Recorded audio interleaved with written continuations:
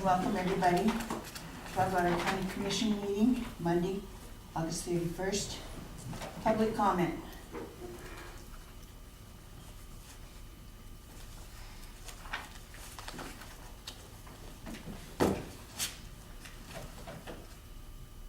No public comment? No, for me, no. Okay, Montana Minute, Franklin. Oh, I don't know, smoke's out here, I guess that's a good thing, and, That's a good thing. we're still waiting for some rain. Or Montana Minute. Again, I'm gonna salute the volunteers. Went to another birthday party this weekend for, one of the charter members of the Sir Optimist Club. She volunteered at the school for many years. She worked at the school as well at the, special ed department. She volunteered with the garden club, with the hospital auxiliary, with, all kinds of the ladies crafters club. My gracious. You know, kids activities, Boy Scouts.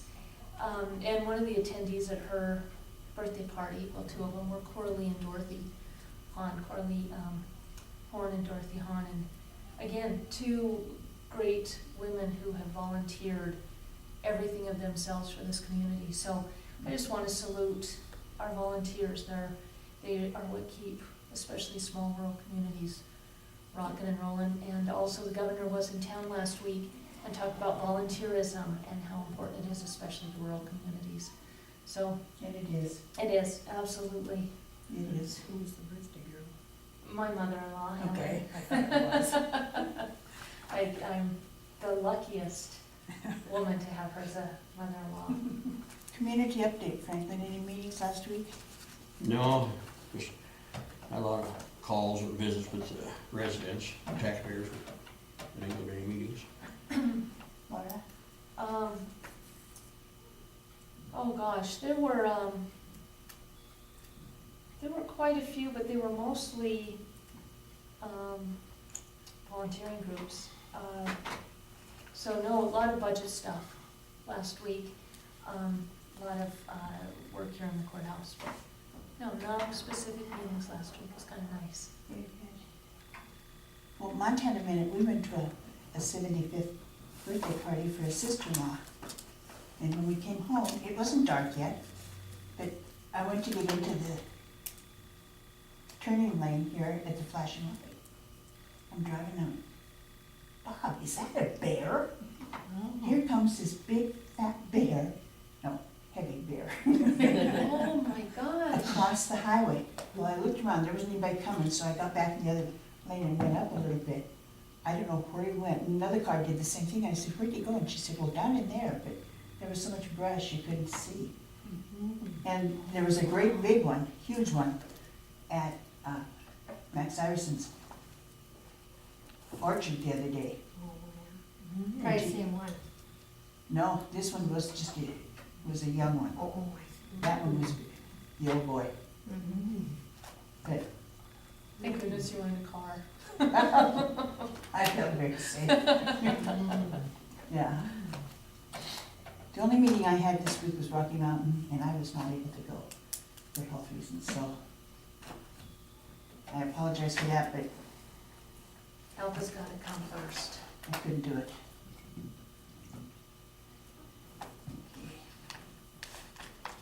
We have some mail.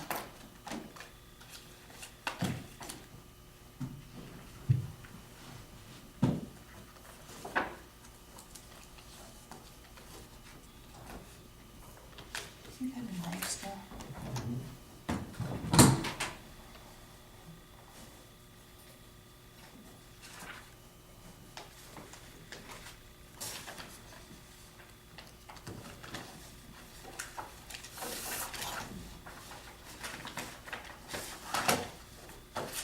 Thank you.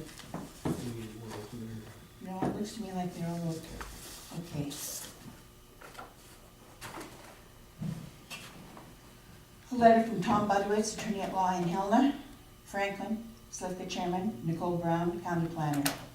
Dear Franklin, Nicole, and Corey, I represent a personal representative of the estate of Janet Joyce Levengood, who died July 14th, 2012. I enclose a copy of the application for approval of partition of real estate together with a proposed order that I have filed with the court today. The purpose of this application and proposed order is to allow the estate to split the existing 20-acre tract into two parcels, E1 and E2. Mrs. Levengood's house is located on what will be E2. In addition to a shop, several cell towers are located on E1. The purpose of this division is to allow the parcel with the house to be distributed to Rhonda Nelson, who lived there with her mother, to distribute the other tract to all 6 Mrs. Levengood's children so that they can share in the cell tower income. Although there is a septic system located on tract E1, it is not contemplated that the property would serve as a residence, and the heirs expect to remove the existing trailer from the property. No further division of land are contemplated. Pursuant to section 76(3) to 10, 2108, Pen 1, the county has the right to review any proposed court-ordered division to determine whether its actual purpose is to avoid the subdivision review process. In this case, there is clearly no such intent, as proposed division will simply allow for the same use of the property is now being done. The county sanitarian and the county environmental quality have informed a consultant retained by the estate that their review will be unnecessary if the division is court-ordered. If you have any questions regarding this application, please feel free to contact me. As you can see, I have prepared an order, so no response is required unless you choose to object. What can you tell me about this? I can tell you I have no objections, and Mr. Budowitz is exactly correct. Basically what that appears, Miss Levengood passed away, and her children were left with this 20-acre piece of property. How do 7 kids split up 20 acres of property other than going through the subdivision process? If there's no desire for them to subdivide it, and they want to move forward this way, split it right in half, and, just like they were saying, 6 of them will take income, the other one gets the house, if they're happy with it, we should have no issues with it. When there's a court-ordered split like that, the county does have the opportunity to, again, comment. Sanitary restrictions are automatically lifted in this court order. So there will be no further DEQ or sanitary review required, unless, of course, they decide to split it subsequently. And I guess that would be my only concern, is if they then take that 10-acre piece and want to split it into 6 pieces, then we might have to look into that, have a conversation with the family and Mr. Budowitz, but this one, there's no issue. Franklin, comment? No. Laura, comment? No, I think it's something to keep an eye on, if it is subdivided in the future, and I agree with Nicole entirely on everything she said. And it does not appear that we need to respond to it at all, just letting us know. Can that hand, please? Yeah. Okay, 10:15. We'll close this meeting and open the public hearing for adoption of the resolution fiscal year 15-16 annual budget is to be set.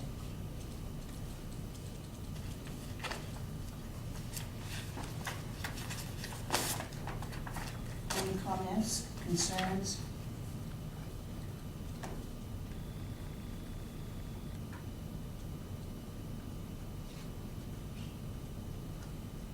Everybody's happy. Yeah, very good.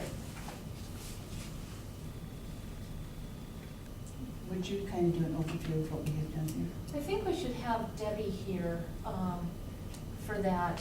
The first one should probably be setting the mills, since that's required per statute. And she has that coming, I believe. Did she give you a copy of that?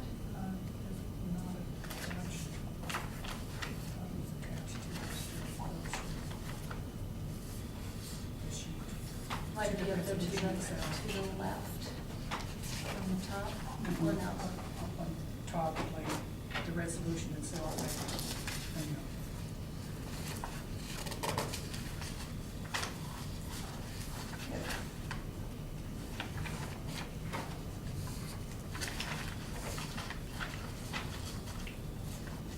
The county and the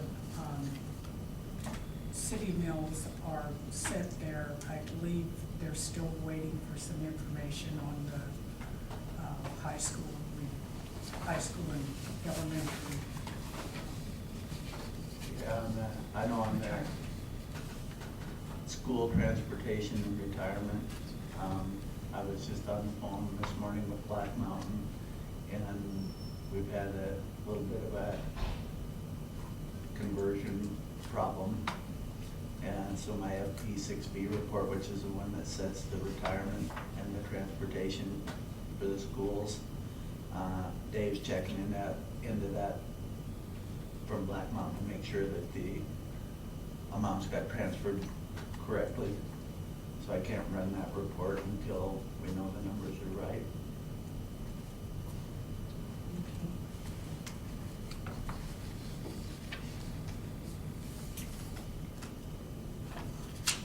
And the school budget was here the other day, and we all agreed that it looked good. It was,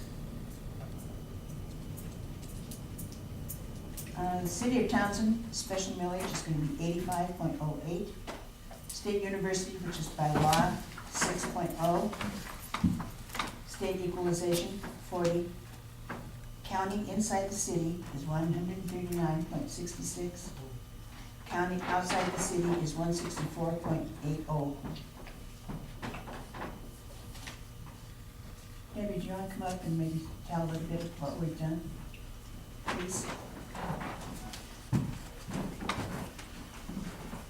Do you need this, or? I think it's good without that one. You want this one? I have that one.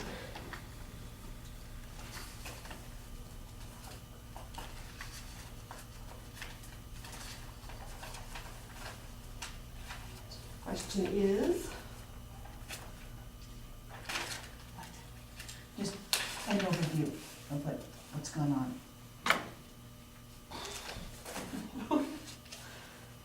Not in detail, just an overview. basically, we got our notes from Department of Revenue. There was a little increase, but not much. We have 10.14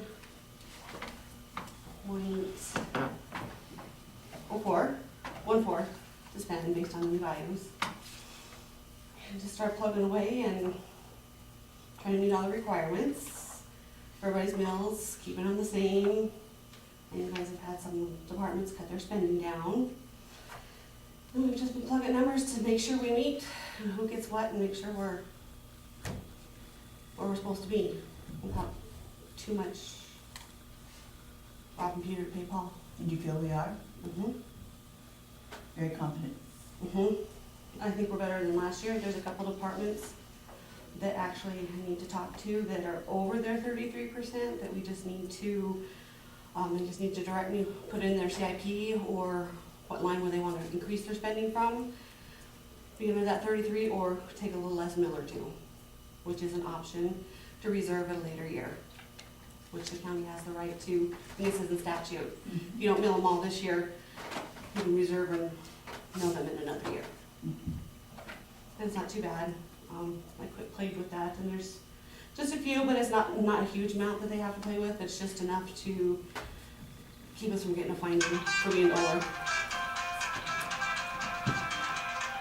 Thank you. Oh, donuts tomorrow. You betcha. What else can you tell us about it, Debbie? What is the value of the mill? So these people have to know. 13,397.708. And what was it last year? 13,158. Point something. And road mills is? They're 23.14, or value is 11,615.255. Okay. We can live. What is that again? The value of road mills? One mill is 11,615.255. What was it last year? Off the top of my head, I don't recall.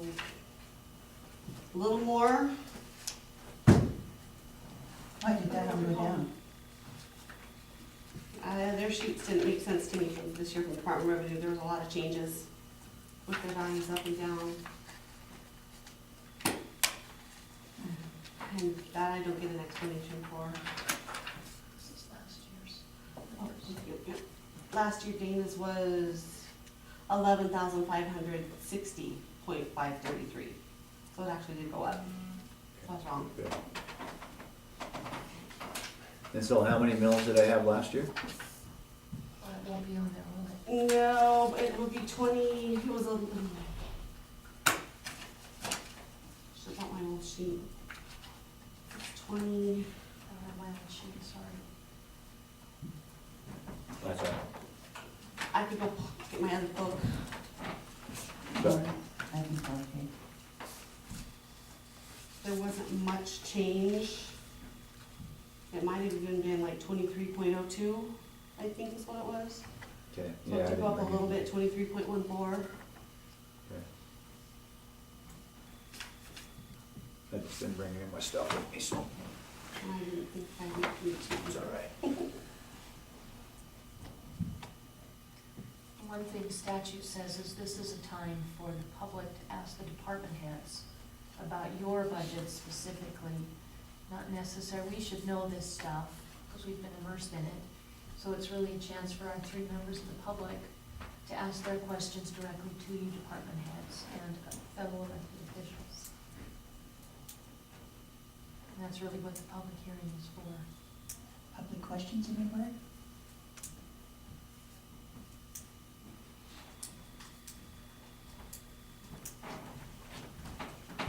Public questions anywhere? I guess they're satisfied with the budget. All right.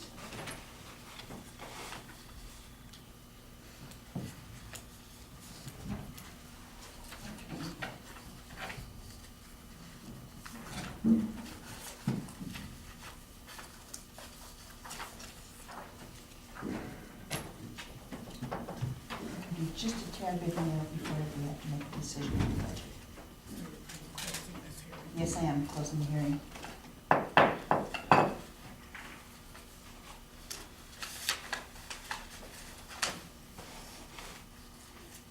Here's a Broadwater Health Center newsletter.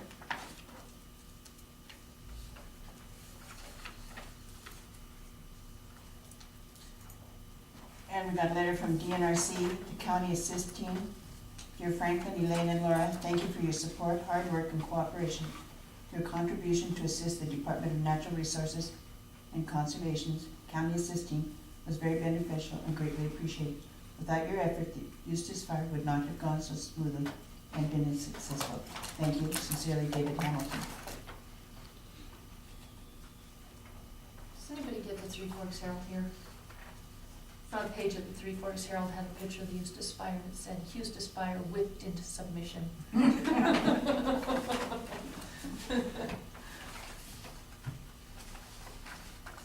I heard on the news last night that Holter, Lake Holter, another fire popped up there this weekend. One over around Bozeman too, Oh, was there? Bozeman, Livingston. That's what I heard, anyway. Maybe not. The fire guys ought to know. There Didn't hear is. anything about it. It's called the Willow Creek Fire, but it's between Livingston and Bozeman. Ash Grove. Between Livingston and Bozeman? On the north side of the interstate.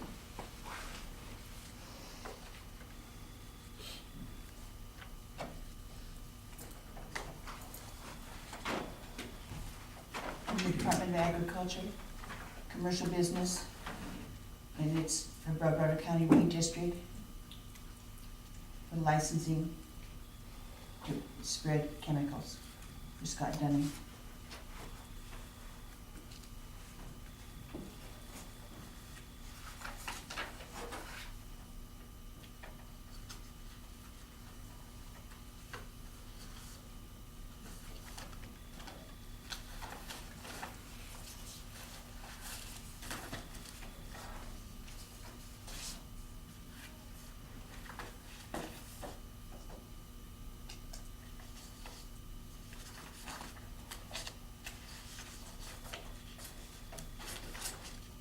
letter to the Department of Environmental Quality from the County Commissioners. Mrs. Kingery and DEQ subdivision review. Broadwater County has need for equipment storage and office training space for employees. To investigate the review, the best course of action, we put together the Broadwater Community Building Project Team, which consists of county engineer and architect, county building supervisor, commissioners, extension agent, planning and community development, weed coordinator, search and rescue, and relevant board members. The county attorney is working with the team as an advisor and representing both the county and city equally. Work began on this project with the city-county capital improvement plan in 2010, which consisted of numerous public meetings, interviews, and surveys. Through the years, the planning team members worked with experts in various fields, most importantly and most recently, city public works and engineering. To learn the capacity of the city water and sewer system, we also worked with city planning. When a basic plan was formulated and preliminary homework completed, the team presented the plan to the city council, requesting an annex into the city water and sewer per department of DEQ. As the property and proposed buildings are within 500 feet of the Townsend City public water and sewer system. Meetings began April of 2015, but as of August 18th, no official decision has been made by the city council. Recently, the county sanitarian and building supervisor dug 3 test pits, and the sanitarian profiled the soils at the site, and the water samples have been submitted. The office is intended for 3 to 6 people, 2 which will be seasonal employees during the summer months. The training may be held more periodically for 4-H, search and rescue, and weed board meetings. The meeting room is intended for 30 to 40 people. Through engineering estimates, the cost for the septic and individually drilled wells should be around $11,000. Through a preliminary bid process, from contractors, the cost to connect to the city water and sewer will be $77,000. The cost difference between annexing into the city's water and sewer and the county installing a well and septic is 85.7% or $66,000. With a significant cost difference and no agreement from the city to annex, county to progress forward, the Broadwater County Commission, on behalf of the Broadwater Community Building Project Team, requests to work with DEQ directly to lift sanitary restrictions and proceed to drill a well and install a septic system. We realize this is a 60-day process, but if possible, we would like to begin our project and pour concrete prior to winter. So any expedience you can offer is greatly appreciated. Thank you sincerely. Broadwater County Commissioners. What was that letter, Cheryl? What? It hasn't been. Oh. That's due to that letter was written in support and response to the public vote we made a couple weeks ago when we had a public meeting with our community building project team. And that is just waiting on some preliminary work from Jeremy to be sent off to DEQ. So it was emailed out for your review prior to today. So to get the ball rolling, I move we sign said letter. I'm certainly open to any edits. Franklin? I'll second the motion. It's been moved and seconded to send a letter to the Department of Environmental Quality. All in favor say aye. Aye. Opposed the same? No. No, Franklin is I will remind our building project team, all department heads and the public, that the vote to move forward with this decision was 3-0 by this commission. That's where the letter was written. Do you have some edits you want to offer to the letter? Franklin, it was emailed to you. I'm more than welcoming edits. Franklin, do you have any You'll edits to get the it at letter? appropriate time. Okay, another secret. Okay. That's transparent.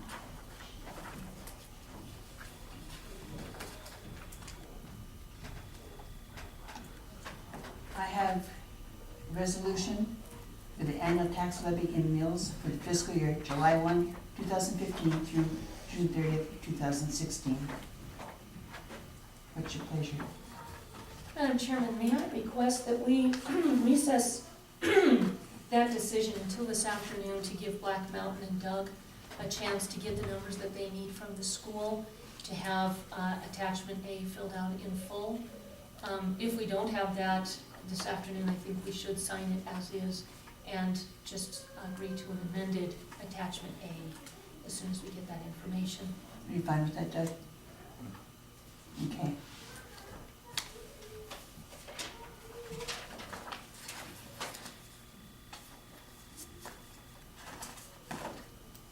And Elaine, as far as the resolution for the operating budget, I would like to ask also that we recess that till this afternoon. Okay. One of the things on the tax levy requirements sheet is it says draft at the top. I think that was just an oversight. So I would just ask that we get a copy that doesn't say draft, that says final instead for the records. And that'll give Debbie a chance to do that, and since we're doing the other at the same time.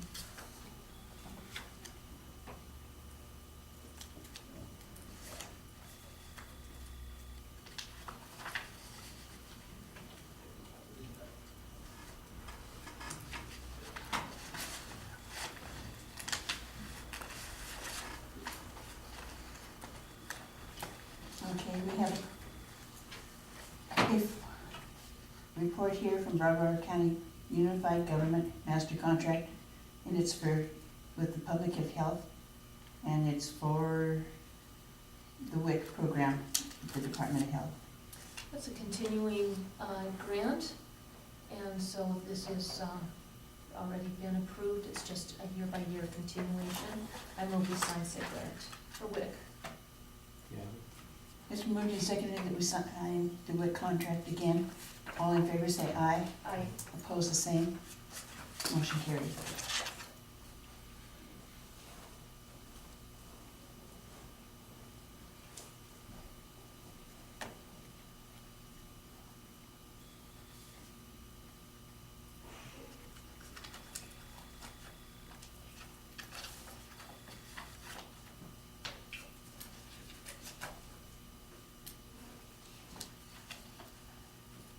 That's the contract with Yellowstone for the sanitation department. We agreed on that in the Board of Health. We also agreed on it to do this as a commission in our supervisory role of the sanitation department. And that is the contract for this company to come in and do inspections.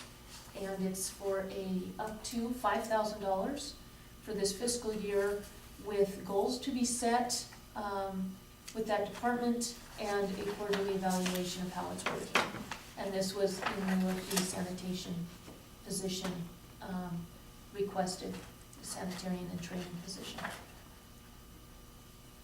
Julie, do you have anything to add to that? Is this good, bad, or indifferent? No, it's good. I would look for a motion then. I move we sign the contract with Yellowstone for $5,000 per year, or for this year. And I second, we've already agreed on it. Yes. It's moved and seconded that we sign the contract with Yellowstone. Again, all in favor say aye. Aye. Opposed, the same. Motion carried.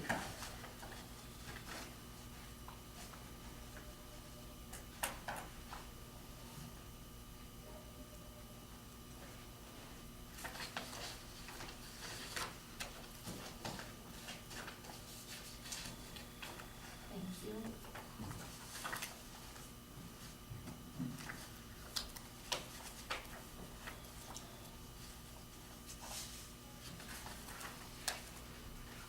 I have claims in the amount of $46,782.10. Move to approve, sign the approved claims in said amount. I'll second. Moved and seconded to sign the approved claims in the amount of $46,782.10. All in favor say aye. Aye. Opposed, the same. Motion carried.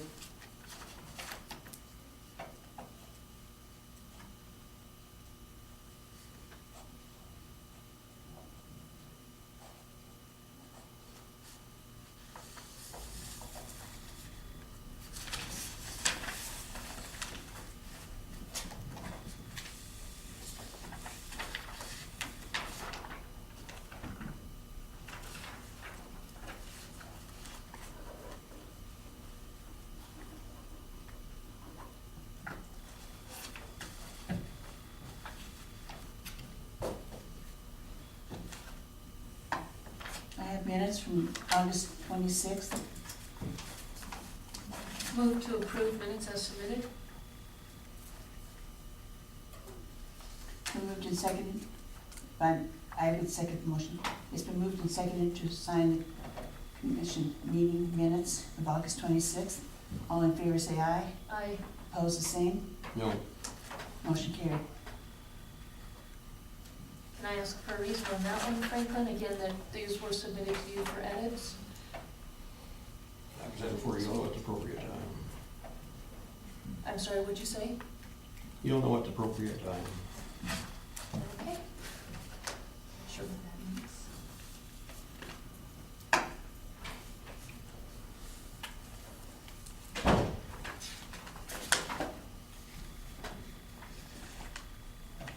Is Allison here? Not yet. Doesn't look like.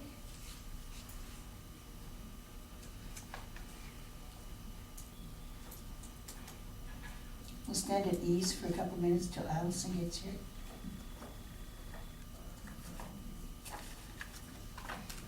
Madam Chair, do we still need all the department heads to stay? They certainly are welcome, but are they needed? No. Again, you guys are welcome. I'm glad to have you.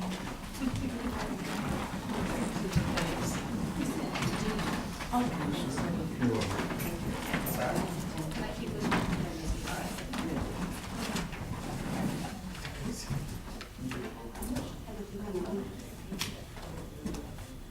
Yeah, yeah, that's minor.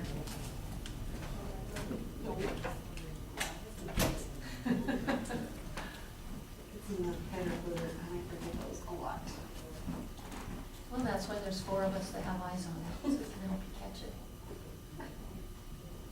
And we'll be with- Now, the others two have CIP, just need to, move those monies. Mosquito.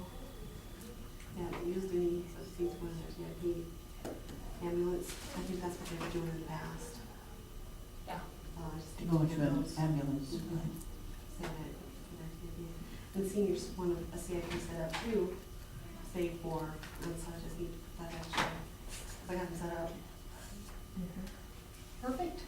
Make those transfers. Yep, All right. Road has one, do they not? Mm-hmm. And the sheriff has one. 2 cars. Got the cars, the weapons. And one for the coroner inquest. Oh, yeah. So 3. Mm-hmm. And then some of the radio stuff, technically you could say 4, because the interoperable communications was the radios. So the extra for the radios is going in there. Right. Welcome home. Thanks. And some of those is gonna be quite easy. Very good. Thank you very much. Feel free to close your door if you need to. Okay.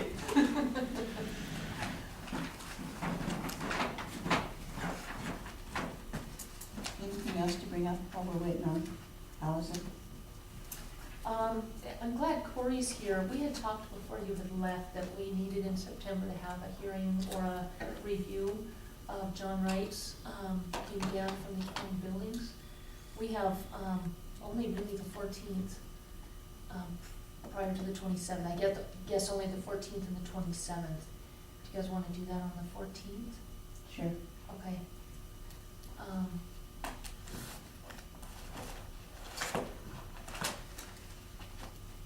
In the afternoon, I'll show you the schedule.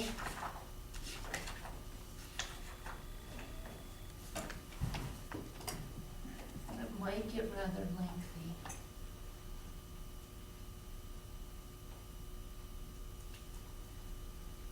And here's the 27th, if you wanna do a comparison, or 28th, excuse me. Or we can do a Wednesday, too. I say go to the 28th because we don't have anything in there yet. Will that work for you, Corey? I would imagine you want to be here to listen to what folks have to say. The 28th? Yeah, that's fine. I mean, I don't know how long it needs to be. I'm guessing an hour. but, the sooner would be better than later. I mean, it's, at this point, the criminal case is initiated, so it's gonna affect, that's probably the biggest factor affecting the review, so. So maybe the 16th would be better, Wednesday? Is that a Wednesday? Yeah, it could be, it could be easier on us to have that be the only thing on the agenda.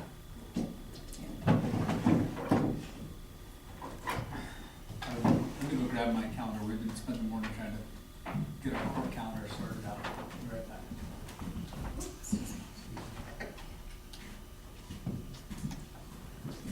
Hey, Allison. It might be easier on us too to have it here so we don't have it on meeting on the 14th. And I think we're all fresher in the morning and it could be, I think with what some of our employees have said, it could be emotionally charged.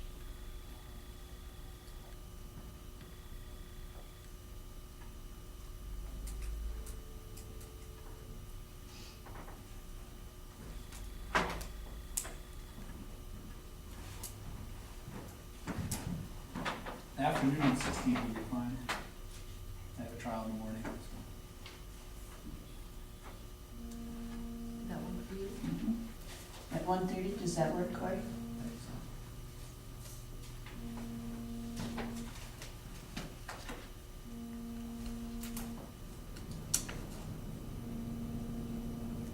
How do you want this to read on the agenda? Just say,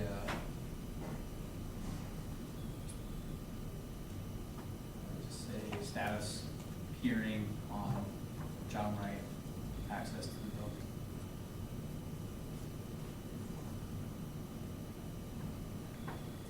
Maybe access to county buildings, because it also includes the senior center and I would imagine the school.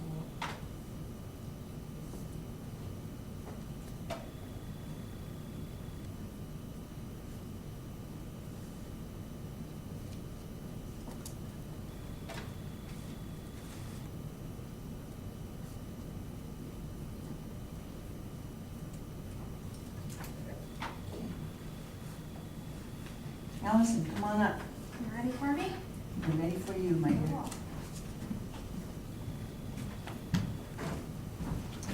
You can actually see the mountains today, isn't it wonderful? It is I missed wonderful. them. To the blue sky. I thought they left for good. I know. All right, I have a couple of things. Well, there's one thing before I get to the Joe that you've probably seen before. It's the county liability for unused leave letter that comes from MSU. It says one to the coroner and one to the commissioners. So that's just for your information. And we talked with Steve about that Okay. some months ago. Okay, probably Yeah. when Virginia Mhm. was transitioning out. That's when you actually have to worry about that stuff, I suppose. Right. Yes. And then I have copies of this. So this is the draft agreement for the drill. I think it's mainly ready to go. Just need Corey to look it over. We talked a little bit about it a while back. But it's pretty much ready to go. So I wanted to give an update on the drill and then talk about the possibility of doing a CIP fund, which I know we talked about before. So we actually were on the field on Saturday and tried it out. Rick Van Dyken, who's on the committee, tested it out with some cover crops out in his property. Works great, seems to anyway. We just gotta see if something comes up, but we assume it will. And so we have to get some parts. So we have some extra parts on hand, and then really it's, besides the attorney approval on the agreement and the CIP fund, we are ready to get it out there and be used, which is the overall point of this. So this right here is just the agreement. We have an operation checklist for in the field, and then a kind of a check-in sheet on the back that will be reviewed by our committee or myself to make sure that when it comes back in, that all of the parts and pieces are there and have been taken care of, that there's no major damage from being used in the field. So So it's kind of the process we're using right now is the agreement will be signed, the cost is $12 per acre or a minimum of $250. The agreement is signed and the deposit is given, producer uses it, comes back in, and then we check them out. Are you hearing my comment on people wanting to use it? Yeah, we've heard definitely some comment, some interest out there.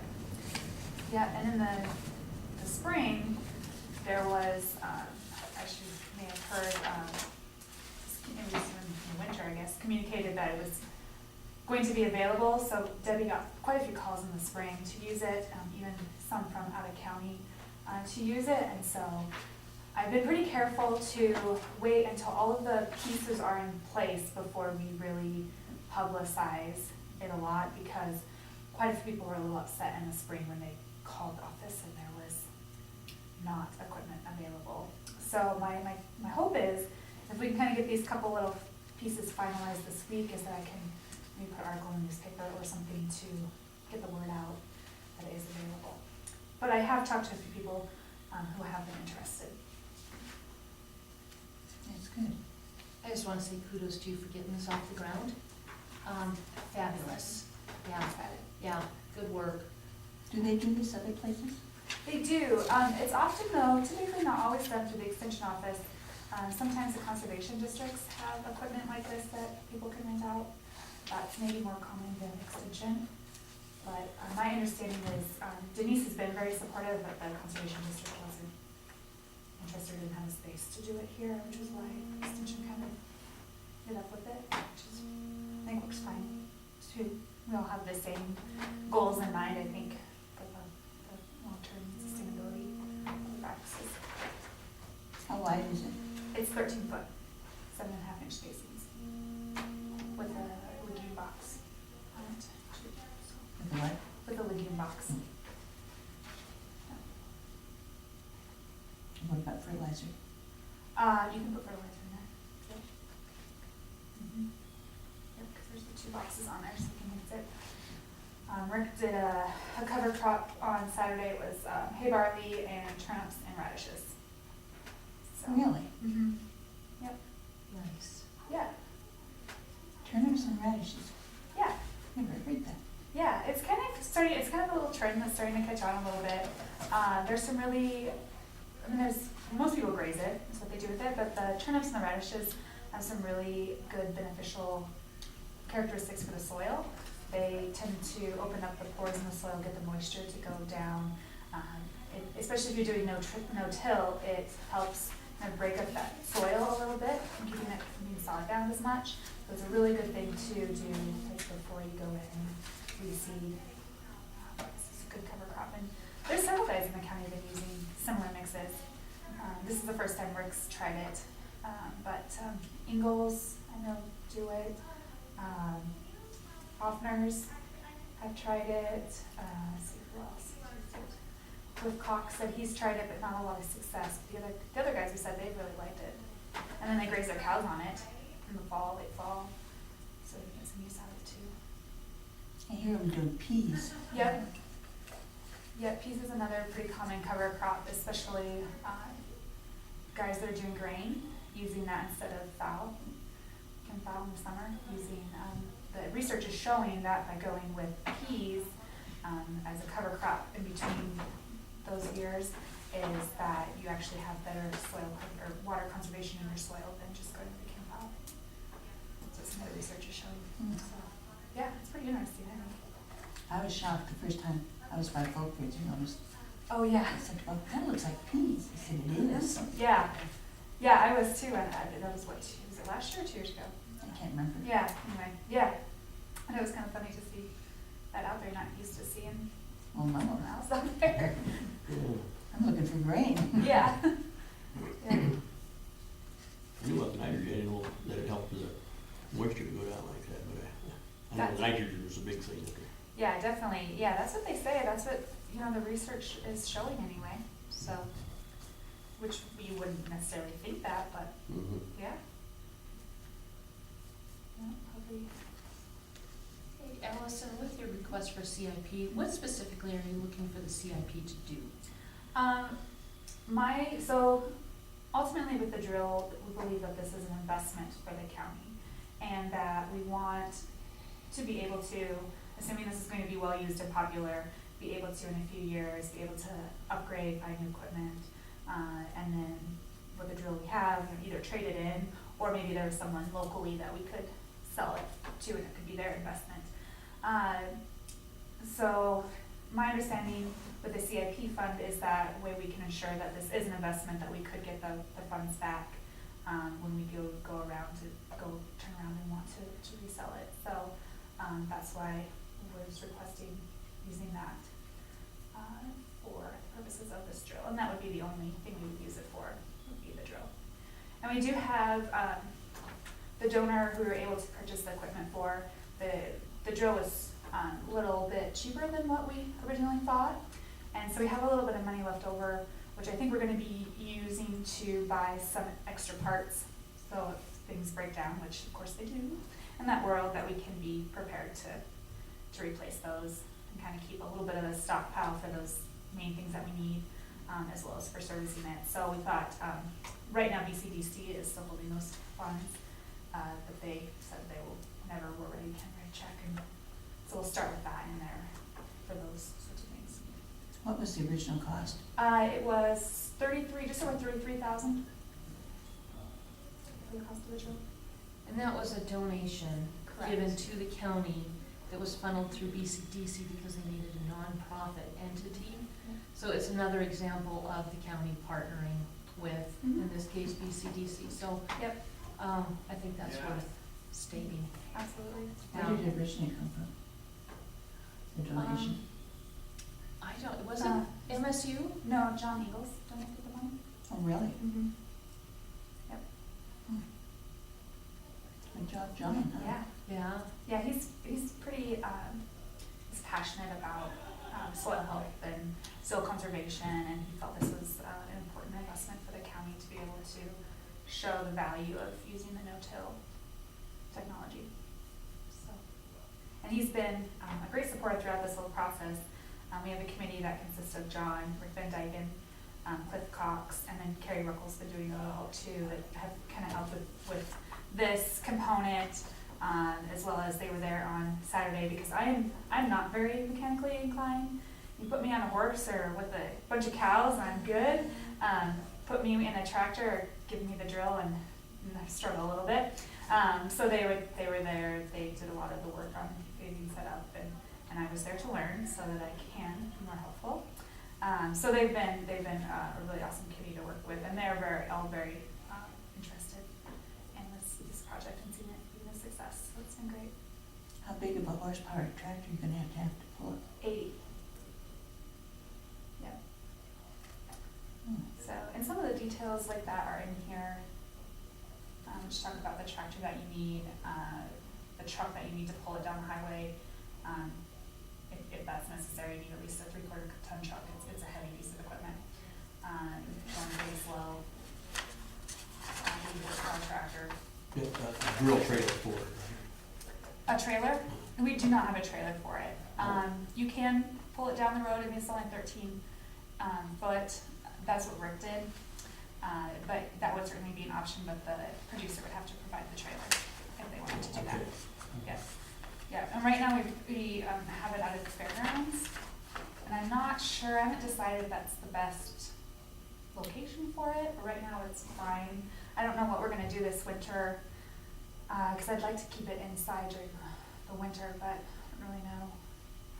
What about that commercial building? Someone else suggested that.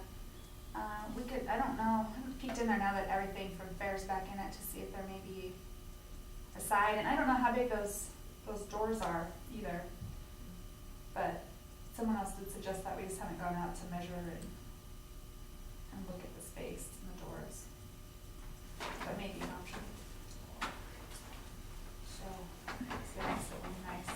You know, and then theoretically, if we ever kind of get moved, maybe there would be a space at least during the seasons that it was being used that we could put it so it's easier to check in and out. Because right now, you know, someone's got to run out to check it in and check it out when we start that process. So that's the plan, anyway, for now.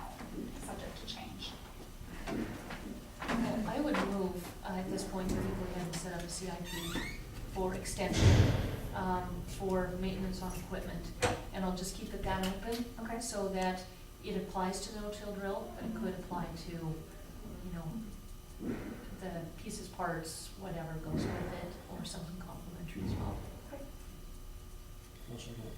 Moved and seconded that we set up a CIP fund for the no-till drill or other equipment as deemed necessary. All in favor, say aye. Opposed, the same. Motion carried. Cool. You'll have a whole garden full of stuff here, huh?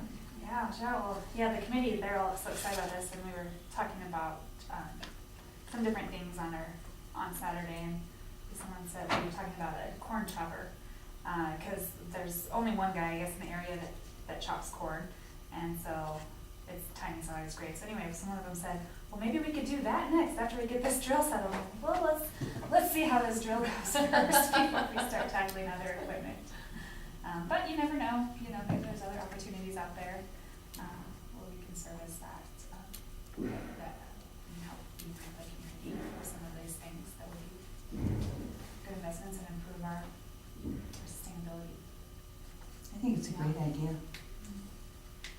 Also with this agreement, after you've worked with Corey on it, would you give us a copy? Not that we need to sign it, but I think we should at least run it through a meeting and approve it Okay. by vote, Mm-hmm. just so that it shows our support of you and you're not left hanging someday for some funny reason.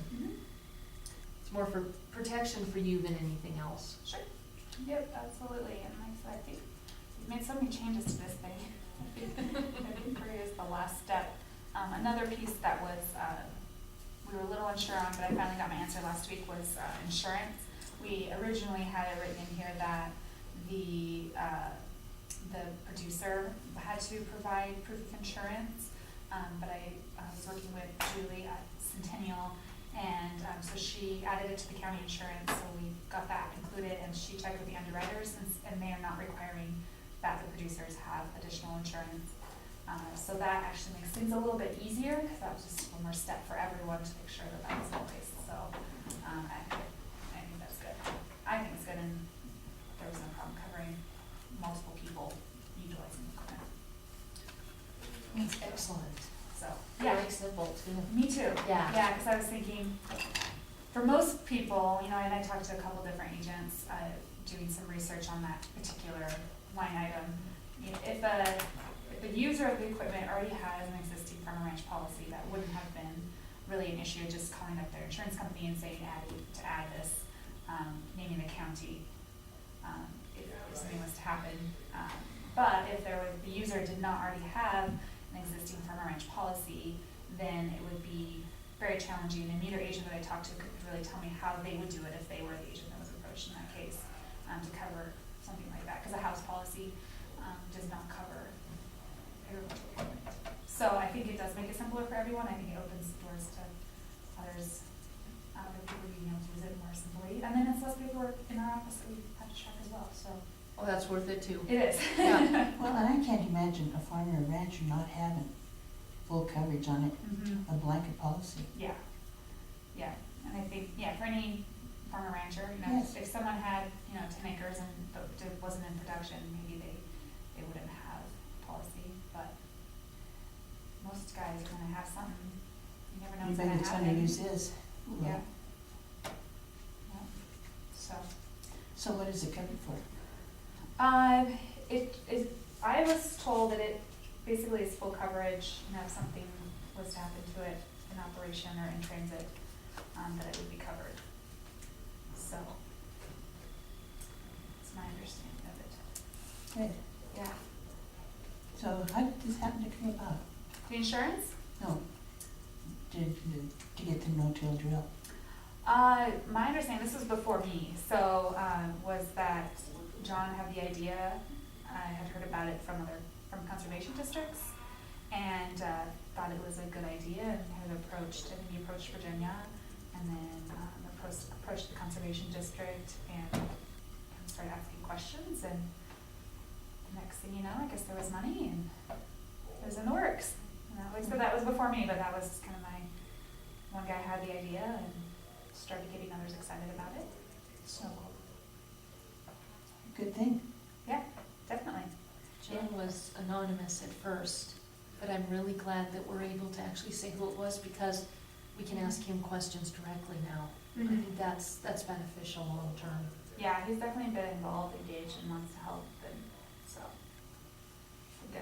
Yep, and I did ask him last week when we were talking about when we do start getting more public, you know, is there a specific way that he wants his name, or maybe he just wants it left off for some things, but he said he didn't really know, and get back to me, so, you know, but I wanna make sure that it is, that we are sharing that information in the way that he wants it to be shared. My feel listed as Round Grove Ranch Company too. Yeah, and that's what, you know, I said, it's up to you, you know, just let me know, cause it is important. Yeah, So, that is great. yeah, So what's the next one you're gonna get? I don't know, we're gonna get through this first. Yeah, we're gonna get through this first. So, And what's the status of Debbie? she hasn't given me a date yet, but she keeps telling me that we need to talk about the retirement. So, I probably here within the next few weeks, I'm gonna sit down with her and kind of outline, maybe a timeline for her. We are in office cleaning mode lately, and I know that's a project she kind of wants to see through and to keep things organized for the next person. I've asked her to start kind of making, and she already kind of does have like lists of things that need to be accomplished, like around fair, or certain times of years. And so I know she's been working on that too, so I don't know, she said at one point by the end of the year, or not the end of the year, but I think her and Carrie may want married, they're doing a trip, I think, in November or something, so maybe before then too, I don't know. Yeah, well, maybe I'll just tie her to the chair. There you go. Yeah. She's been there a long time. She has, she's a wealth of knowledge, she's invaluable to that office, so she will be missed. Yeah, but we did talk, we're starting planning for our 4-H achievement night in November, it's like the first weekend in November. And so, talking to them about doing something to recognize Debbie at that event, making sure she and Carrie can be there. Because Carrie too has been, he's volunteered in a lot of things for the 4-H program, and so they're gonna be missed. But I have a feeling they won't be far away if we need anything. I think you're right. Yeah. So that's what I know about that. Which is a lot. And then in another month you start out the new year? October 4-H. 1st, yep, October 1st is the beginning of the 4-H year. This year we are going to go and do electronic enrollment. So what that means is that in the past, you know, if you were involved in 4-H, you got the enrollment forms that you had to fill out. And this year it's all going to be online, so the families can log on with an account and they can pick their projects and update their contact information and that sort of thing online. And then it's actually an account that they would have access to throughout the year. So if there's changes, they move, they get a new phone number, they can add and drop projects until, I think it's May 1st. So they'll have access to that online account, which Montana 4-H transitioned to this program a couple years ago, and it was kind of up to the counties on whether or not they chose to allow families to have access. And this county chose to keep doing it the traditional way for a while. But Debbie and I have been talking and decided it's time to let the families have that opportunity to get online. And it saves paper, saves Debbie a lot, or whoever, a lot of time with inputting all that, herself. So, and then I think looking into the future that Montana 4-H is going to be using that program more and more, so allowing the families to have access will be important, I believe, in the long term. So then, next step would be to, when they do their fair entries, enroll there? That's a hope. We have to purchase, there's a fair software that goes along with the 4-H enrollment software that we're using, and we would have to purchase that. I think the minimum price is like $500 for an annual subscription, so it's not really cheap, but we do have to choose probably a new fair program anyway. The one that we were using, you can download report from our enrollment program and put it into this, the fair enrollment program, but there's some issues with compatibility, and the support's not great on the fair program that we were using. So again, Debbie and I have been talking about what to do, and being that next year for fair, we probably definitely have a new assistant in the office. Maybe this is the time that we do transition to something new. So I think that the one that goes with it would be great. Just have to make sure it works in our budget. So, but it would be nice, because then they could, all of their information would already be in there. They could go, we would just put like the fair entries in there, and then they would go and enter fair just like that, put all their animal information in there. It'd be awesome. You would save a lot of paperwork. Yes. Mm-hmm. Yep, absolutely. So I we'll see. think most families have a computer. I think so, and then look, the other thing we're gonna do is, well, the office had already purchased it, it was still sitting in Bozeman, have a brand new laptop, which I am using with the docking station on my computer. So the old, I know it's not even that old, the desktop that was in there, what our plan is, we're gonna set that up as kind of like a 4-H or a public computer. So if a family doesn't have access at home or wants help with something, is they can come in and just use that computer, and so they don't, they don't have internet access, they don't have to feel like they're being left out or they're not involved. So, and we're having some more volunteers who are coming in and helping with different things, so then they can use that. And Debbie, use like Debbie's computer, and then she's out of computer. So, but we don't have it set up yet because we Excellent. have internet in the corner that we want to put the computer. So, I'll work that out. But That's a great plan. And it fits with education, which is your what you guys do anyway. yeah, That's great. yeah, absolutely. I think we can use it for quite a bit of things once we get it set up and people know it's there. Or if 4-H'er wants to come and build a flyer or, whatever. Yeah. That may Yeah. be 4-H related, we could do for public, so. I think it's exciting. Yeah, I'm excited. We got lots of, I think, neat things cooking, more or less. So the 4-H'ers, Selena, we had a really good council meeting last week. They're gonna do, the council's putting on this big like county-wide club meeting day in October, where we're gonna talk about the enrollment system, do like a tutorial through that. But then they're gonna do a model meeting with the whole county. We're gonna do, it's National 4-H Week, so we're gonna have some like 4-H Week trivia. I'm just gonna make it a really fun, educational day for all of our 4-H club members, so that'll be fun. We got Achievement Night coming up. Let's see, we're starting to think about doing some winter rancher education type programs. Probably bringing back the rancher roundtables is what I like to do. So starting to think a little bit about speakers, so I can start scheduling those and get that information out. So I'm gonna be busy. Fantastic. So if anyone has any ideas. We're gonna do the wills and planning that way. I thought about that. Yeah, I wasn't, I haven't identified the best place to host those, as far as identifying a target audience for them, but I think they're so important, and I feel like there is a need. And Michigan Extension has some fantastic speakers. I don't know if you've ever heard Marsha Getting on some of those things. She's fantastic. Anne's shaking her head. Yeah. So I think that's another good idea, and maybe winter would be a good time to do something like that, get those ranchers in, and they're not cabbing or in the field. Mm-hmm. So maybe that could be one of the roundtable topics. And maybe, or maybe not too, because maybe there's other people in the community that would benefit, or could do both, or so many ideas. That's cool. Yeah, it's good.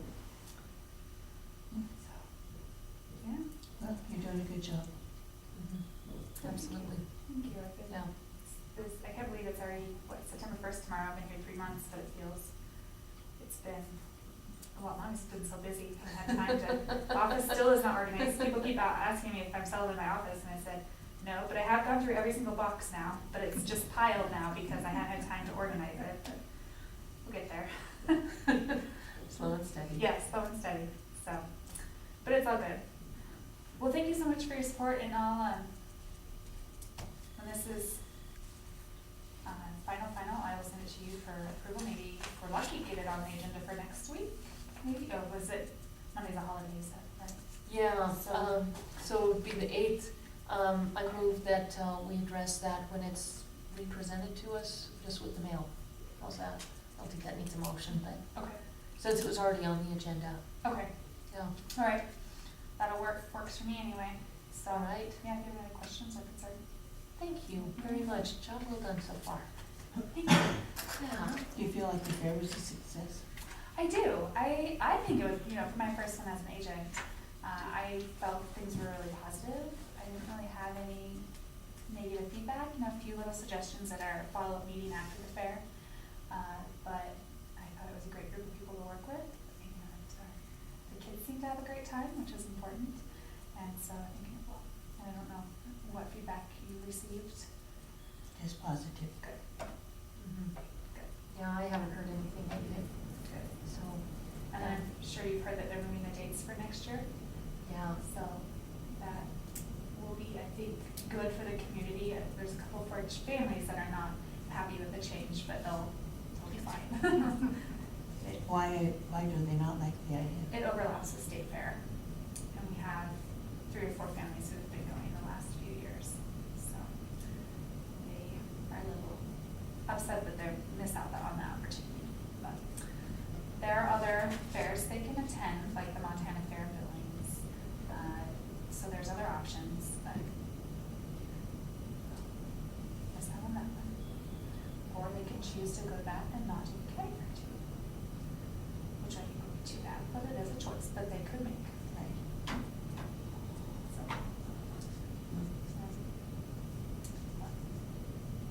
Well, it's come a long way. Mhm.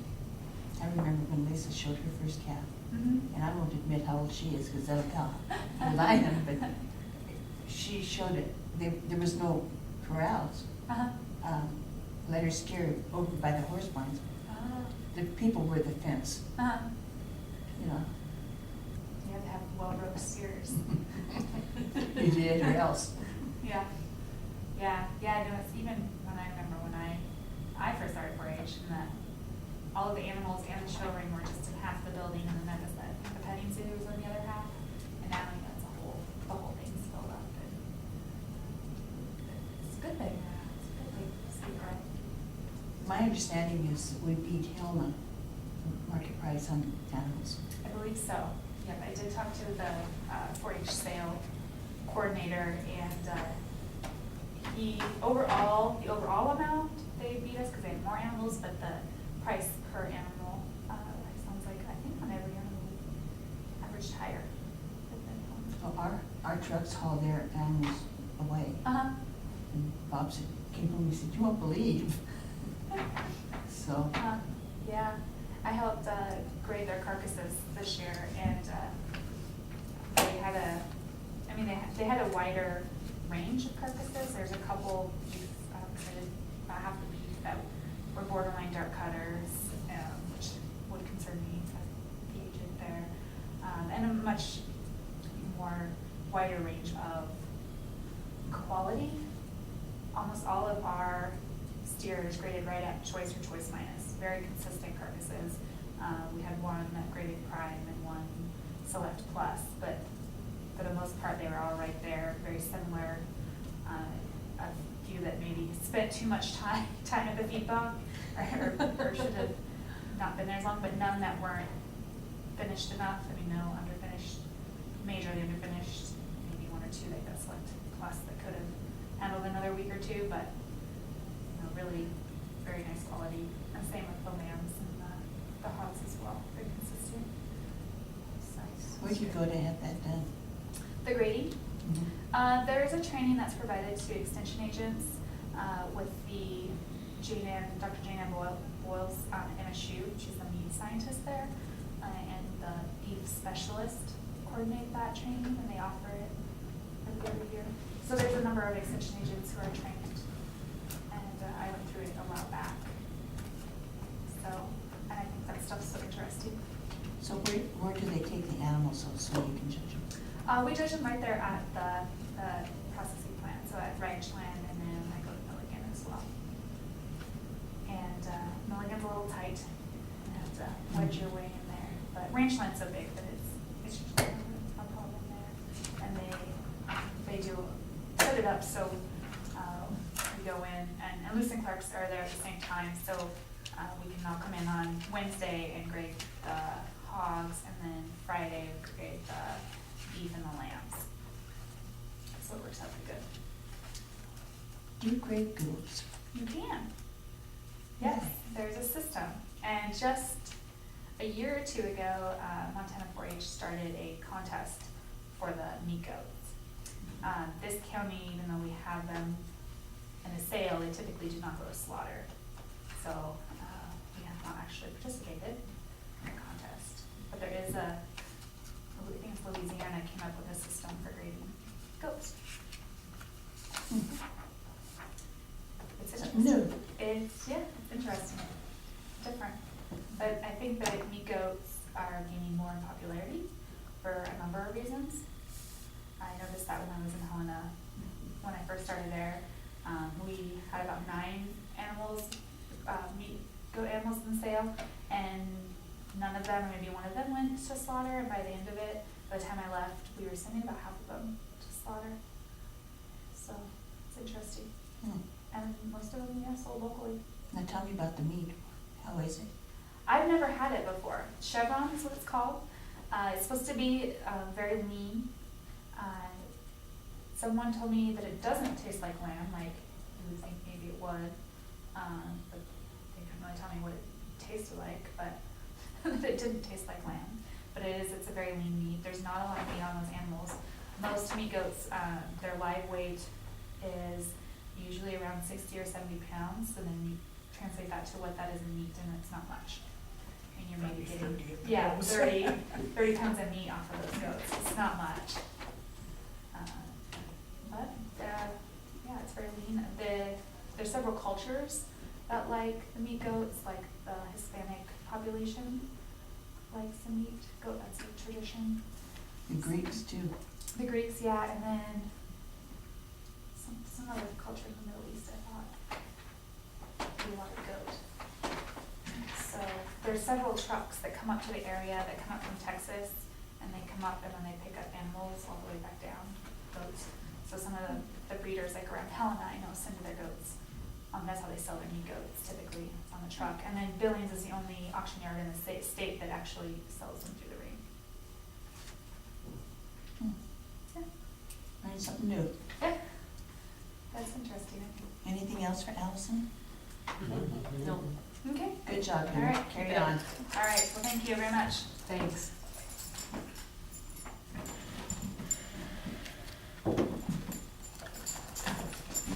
Can I ask a question before we go to the next item? So everyone was walking out when I walked in, so was the preliminary budget hearing 5 minutes? Is that all it was?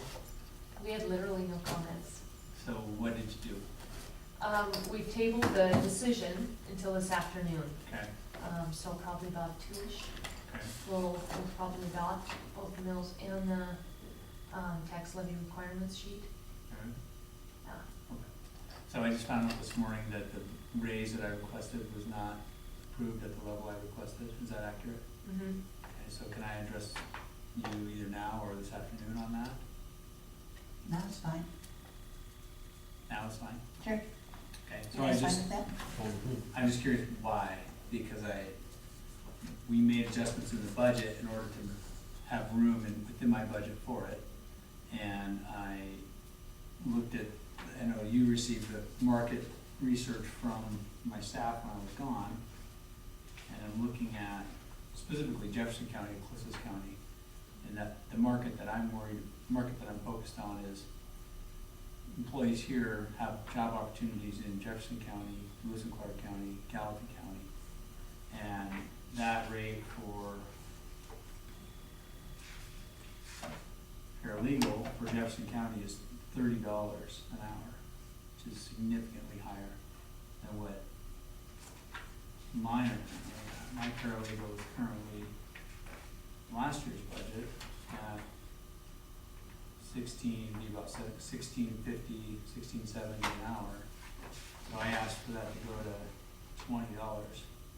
So we're still well below, $10 an hour below Jefferson County, which is our closest county on par. And then same with Brook Dolan, we're still in that same range of about $20 an hour. So I'm just curious what factors you were looking at to, if I've got the money in the budget and I'm doing other cost saving measures, like I requested that I not receive the raise so that I could put that into my budget. Where we're at, number one, what did you approve? And number two, I'd like to know why. If you want, I can take Sure. this one since, this was kind of the bus I drove. And the last conversation we had before I left was you told me that the money was there to approve the raise. And it was, that Okay. hasn't changed, the money's Okay. still there. Okay. What my discussion was with the board is, and just taking a step back, we do ask, one, justify the need, you did that. Two, do you have money in your budget? Yeah, you do. And that, it was also brought to us maybe a year and a half ago, the same request, and the two were met then as well. I suggested that we do this in a, not all in this budget year, but kind of phase through a couple of years. We've done that with other departments. One of the things, and you and I talked about this before, that I think we need to address is where is the county overall? We've seen reports where we're the 10th lowest, or we're in the lowest 10 counties for salaries for our employees. Jefferson County's a lot bigger than us, so we do look for more than just our neighboring counties, which are substantially bigger, but more like counties, like size, like population, like valuation. And your staff brought us that. It wouldn't have justified going up to 20, but it would have justified more of an increase. But my issue is, I think we need to look at maybe a comprehensive review, and I'd like either the county compensation board to do this, it's something we haven't really talked about yet, or put together a committee, the investment committee or something, to actually review all departments. But I have a hard time raising employees who are staff, not supervisors, above the pay of supervisors. And one of the supervisors is, the job requires a college education. It's hard to see them paid under staff for me. So I couldn't justify going higher than $1 an hour at this time until we're able to comprehensively review the whole package. Are we paying right? Do we have a scale that makes sense? Or do we need to address some other departments as well? We need some group of employees to review that. And I think the electeds are a group that should do that. So It's gonna take time. what supervisors? Weed requires a college degree, Okay. and then planning and community development is another one. They're at 18 something an hour. And how many people do they supervise? Weed when they have sprayers, up to 3. Right now, he's just got a part-time secretary, and then he's got a full-time sprayer. That department has had 2 sprayers in the past. Scott was actually able to reshuffle that, and did essentially what you did, found savings to actually make that less. So how many does planning supervise? None. That's a 1-person department. Okay, so my staff, they both have college degrees, one of them has a master's degree. So, I mean, I guess in terms of the complexity of their jobs, I'm not buying that as compared to the weed. I understand the weeds and managing job, you gotta do all this stuff, but the level of complexity that we're dealing with, and when I presented that to the commission, my long-term plan, my short-term plan is to prevent hiring a deputy county attorney.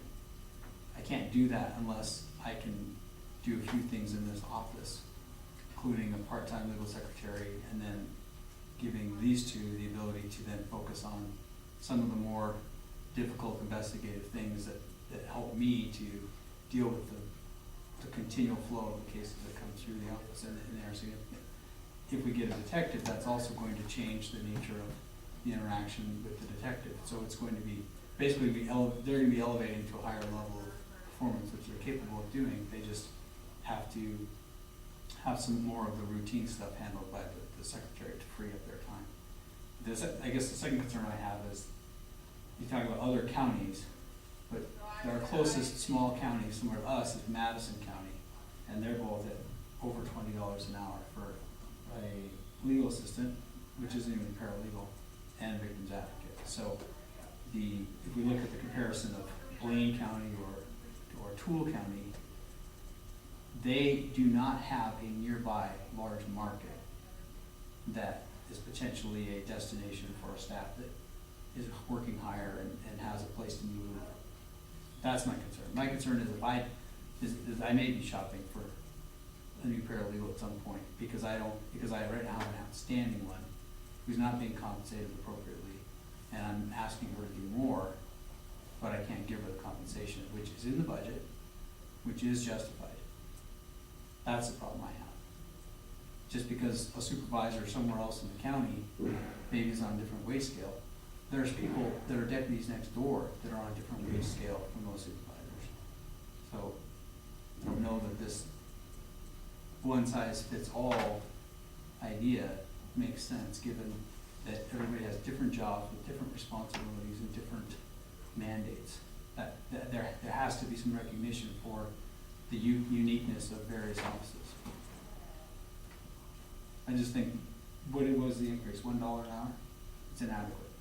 In my view, it's inadequate, given that I was asked to do two things: justify it and find the money in the budget, and I did that. And per the union, we do have to have the market adjustment part of it.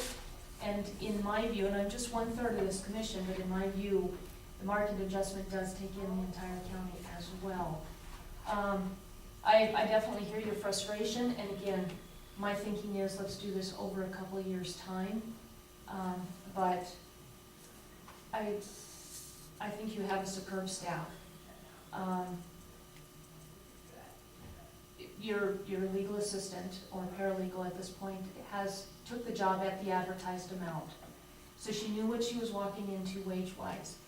Now, that doesn't preclude us from addressing higher wages increases moving forward, but that also doesn't mean that we don't take our time to make sure that it makes good sense overall. And that's what I'm asking for. Okay, when she took the job, she was told that she would be getting a raise that never came. According to her, I talked to her about it when I took the job. And At the end of 6 months, she didn't get a raise? she didn't get the raise that she was told she was gonna get. So that's all ancient history. That's not the point. The point is that she understood the starting wage that was gonna go up. But market adjustment, the fact that you're saying the market adjustment has to take in all the other employees here, that's not what we do. We don't compare to all of our employees and supervisors here. I was specifically asked to compare to other paralegals and legal assistants and victims advocates in other like counties. And the two closest are Madison County, where they're both over $20 an hour, and Jefferson County, where they're both over $30 an hour. And I'm asked to go from 16 something up to 20, and I'm being told we're only get to 17 something because of other employees in here that weren't part of my understanding of what the market adjustment was. And I don't think it's taking into account the uniqueness of each individual office. And I have the money. So, Some things that we could look at in the future, again, through this phased process, is bringing forward what their qualifications are. The fact that, I'm assuming Wendy has a master's, yes. that was not known, that was not brought forward to us. That would be significant information to share with us in helping make that decision. So I would request that for future discussions on this. Again, we haven't made any decisions on the budget yet. We can certainly put this to Debbie for this afternoon. I'm 1/3. Again, this is kind of where I'm coming from. We talked about a policy that defines what a market adjustment is. Maybe this is another example of that being needed, so that each one of us can have our own opinions put into a policy for something to follow. But at this point, I do stand by wanting to do more of a comprehensive review and referring to the $1 adjustment as a part of the phased process. That I definitely hear what you're saying. So what? I have you, Elaine, and Franklin gone over this information, or is it just Laura? No, we've all been over it. Well, yeah, I'll, if I was to say a few things. One thing, I know you told us that Wendy had a master's, and I remember hearing that, so I assume it had come from you in the meeting here. And you have it in your budget, is another thing for these additional raises. Talk about different ones. Solid waste come in and just ask for a $2 an hour raise and got it just like that. So I feel that your people are in well need. I appreciate very much your comments, Franklin, but I have to say, solid waste was a phased process over years. I'm going You what? to insist it was a phased process that took years. I'm going to request that you stick on the facts and not. Those are No, facts. You said they just Come right came out and in. give them a $2 an hour raise for no Franklin, would reason you at all. please let me finish? You said that they just came in and got it. That's not They true. did. No, it isn't true, Franklin. I don't know how else you'd say it. Elaine? Do you know? I'm well aware, I was not aware of the masters, but I was well aware that Corey had the money in his budget. And do you feel like, Laura, Yes. Oh, I'm sorry. Thought you were asking me. Sorry. do you feel, do you feel that it has to be a phased-in thing? If all the facts are there that he has? I guess what I'm worried about is the union.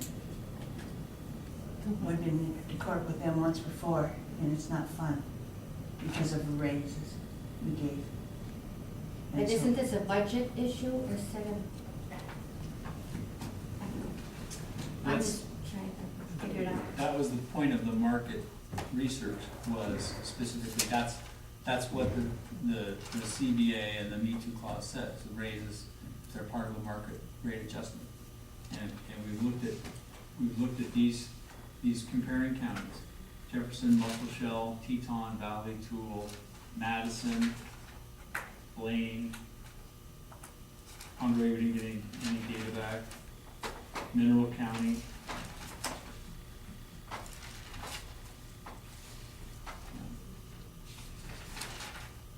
So that's it. So of those, you've got some that are higher, some that are lower. The two that are closest to us are Madison and Jefferson. So, And what was Madison? Madison is a little over $28 an hour for each. Jefferson is a little over $30 an hour for each. The other ones, Blaine is $19 an hour, which is still higher. Blaine's way out there in the prairie. They don't have a higher market to compete with. Teton, farther north, they're $18.90 an hour for this year, $18.80 for legal, for administrative assistant, so that's lower than paralegal. Valley's $18 an hour too. So they're all higher, with the exception of Mineral County, which is lower. So to begin with, even the raise puts them lower than everybody except for perhaps, depending on, it might be a matter of sense, Muscle Shell County, Toole County. Those are 1720 and 1727. But secondly, the closest, the ones I'm dealing with are a Bozeman market and a Helena market, and those counties that are closest to us, which are Madison and Jefferson, are significantly higher. What And, does Helena pay? say again, What does Helena pay? we didn't look at Helena because it's such a large county, we didn't look at this analysis. I can tell you in the private sector, Helena pays significantly higher. So I guess I would, if this is part of a long-term plan, what's phase two? That would be my question.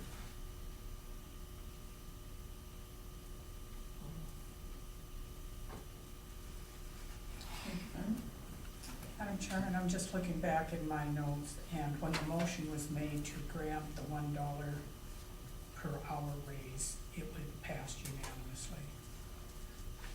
So my question would be, if this is phase one of a long-term plan, what's phase two? My request, and I'd be happy to make it now, is to either put this to the county compensation board, which is now made up of all electeds, with 3 members from the public at large, to actually review where we're at for each of the different counties. We've had this request put to us by the road department as well as solid waste, that we need to have what Lewis and Clark County has, and that is wage scales, kind of grades for different positions.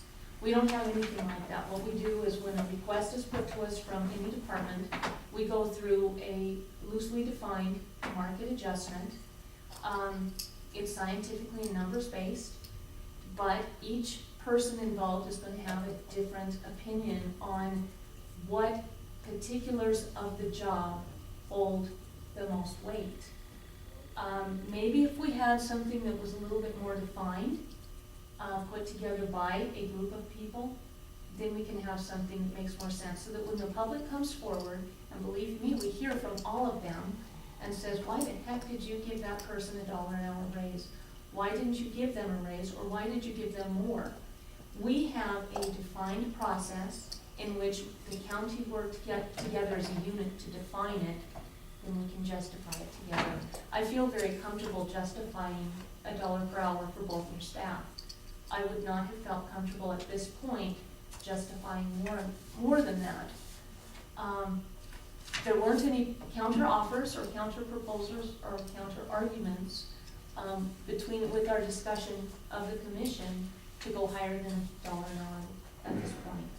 So you're saying I have to come back with a counter offer now? I don't, No, what I'm saying is, it was me that said, I would like to just do $1 at this point and address the rest later.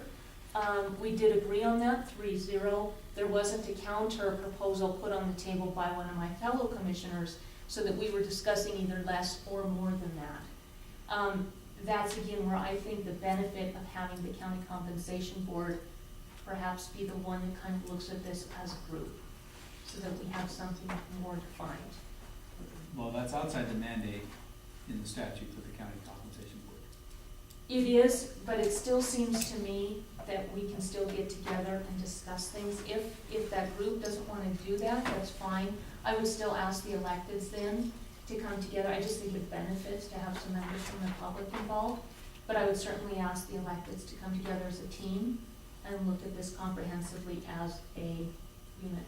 I think it would be within the commission's authority to basically create an ad hoc group to do that, and it could be elected, or you could do that. It probably wouldn't be the official county compensation board by the statute, but it could be an ad hoc group consisting of roughly those equivalent members. I think it would benefit us in the long term, and I think there's been so many questions as to how do you define a market adjustment. You and I talked about it during our last CBA, or right after the last CBA meeting. I think each one of us has our own definition, and we need to have a unified definition so that we can justify going higher than $1 an hour. That's unfortunately where we're at. Okay, but since that conversation, that's why I asked them to continue to do more research and send that to you, provide that to you, which they did while I was gone. And looking at that, there's no way they shouldn't be getting 18 or more per hour. I mean, it just doesn't make any sense. And so what I would ask you to do is consider, if you don't wanna do the full 20, whatever would be an hour, 20, with the COLA, it would have been calculated as $20.67 an hour for Windy and $20.74 an hour for Brook. I would request that you do $1 an hour lower than that. So $19.67 for Windy and $19.74 for Brook, with the understanding that I'm gonna ask for the rest of it next year. Tell me those numbers again, Corey, please. 1967. This is going off Debbie's sheet. If this has been superseded by an update, then I would ask that we make that adjustment accordingly. This sheet may already be superseded because it has a 1.6% COLA factored in, and that's not what